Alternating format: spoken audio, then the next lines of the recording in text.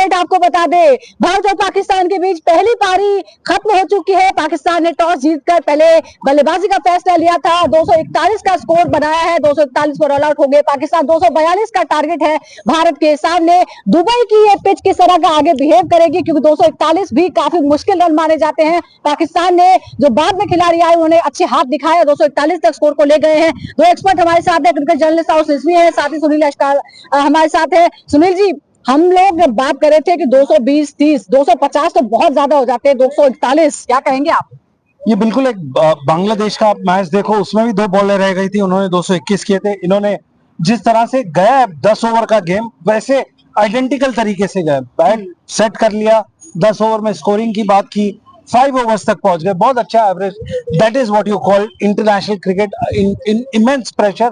पाकिस्तान ने फ्रंट पे खेला, अनफॉर्चुनेटली जो 11 से 40 ओवर में थे वहां पे उन्होंने अपना शिकंजा उनके ऊपर कसा है। बॉलिंग बहुत अच्छी हुई, इकोनॉमी रेट अच्छी गई, बस एक चीज प्रॉब्लम रही, उन्होंने हवा में जो 3, 4, 6 ओवर में 4 चांसेस दिए, उससे गेम पूरा खुल गया। अदरवाइज ये 260, 270 तक ले जाते हैं। दूसरा या आप क्या कहेंगे, क्योंकि देखिए शुरुआत में बाबर आजम और 2 विकेट जो है बहुत जल्दी में गिरे, फिर हमने देखा कि उसके बाद जो खिलाड़ी आए, यंग खिलाड़ी आए, उन्होंने बड़ा संभल कर खेला।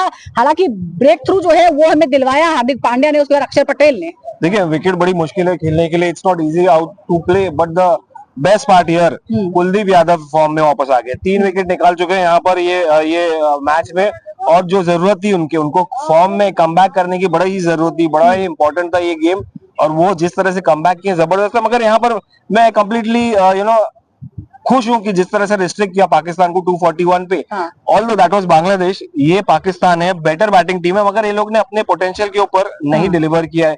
और बाबर आजम के लेकिन हमने जो बात की कि ये जो पिच है वो स्लो है, और यहाँ पर 220 के ऊपर कोई भी स्कोर अच्छा स्कोर बना जाएगा, 240 के ऊपर 250 मेंटली बहुत ही स्ट्रांग होता है इनके लिए, साइकोलॉजिकली कहते हैं ना उसको, 250 माइलस्टोन फिगर्स, 250, 300 या 200, तो यहाँ पर ये 50 ओवर क्रिकेट है, तो आपको 250 तक बनाते तो फर्क पड़ता उससे, बट मैच अच्छा होता। मगर उसके अलावा अब ये चेस करने लायक है टोटल जी।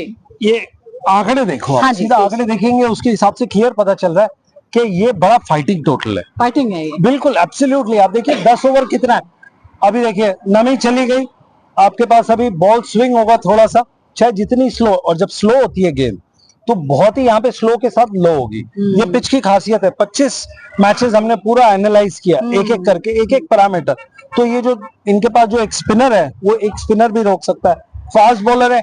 इंडिया को जो स्विंग है, हिंदुस्तानी देखिए बैटिंग स्विंग करता है, आज जो बॉल होगी रुक के आएगी, तो वो स्विंग कर देंगे तो टॉप एज लगेगी, ऊपर खड़ा हो जाएगा, जैसे रोहित ने आउट हुआ था, श्रेयस अय्यर आउट हुआ था, टेक्निकली अब गेम होगी। अब ये असली पैसा वसूल मैच है, हर बॉल एक एक उसके ऊपर प्रेशर में। And that's what we expect from India Pakistan. मुझे नहीं लगता है बहुत आसानी से चीज हो जाएगा 241 का टोटल, क्योंकि देखिए जिस तरह से बल्लेबाजी की है इन्होंने अपने विकेट्स फेंके, और साथ साथ हमको टीम इंडिया को क्रेडिट देना है, जिस तरह से उन्होंने इकोनॉमिकली बहुत स्ट्रॉन्ग डाला। मोहम्मद शमी ने 5 वाइड डाली शुरुआत में, 5-7, तो वो थोड़ा मुश्किल हो गया था, ठीक है मोहम्मद शमी ठीक है, क्योंकि इस तरह वो शायद बीच में चले गए थे बाहर, नहीं चले गए थे, वापस आ गया, 8 ओवर तक डाल चुके हैं, मगर एक भी विकेट नहीं मिली, सफलता नहीं मिली। हार्दिक पांड्या को यहाँ पर क्रेडिट देना चाहिए, जिस तरह से गेंदबाजी की उन्होंने, इकोनॉमिकली बड़ा ही स्ट्रॉन्ग थे, वैरायटी थी सबसे, बाबर आजम को भी भेजा, 3.87 इकोनॉमिकल, 2 विकेट भी निकाली। तो मतलब ओवरऑल अगर आप देखेंगे इंडिया का बॉलिंग परफॉर्मेंस जबरदस्त रहा है, क्योंकि एक वक्त में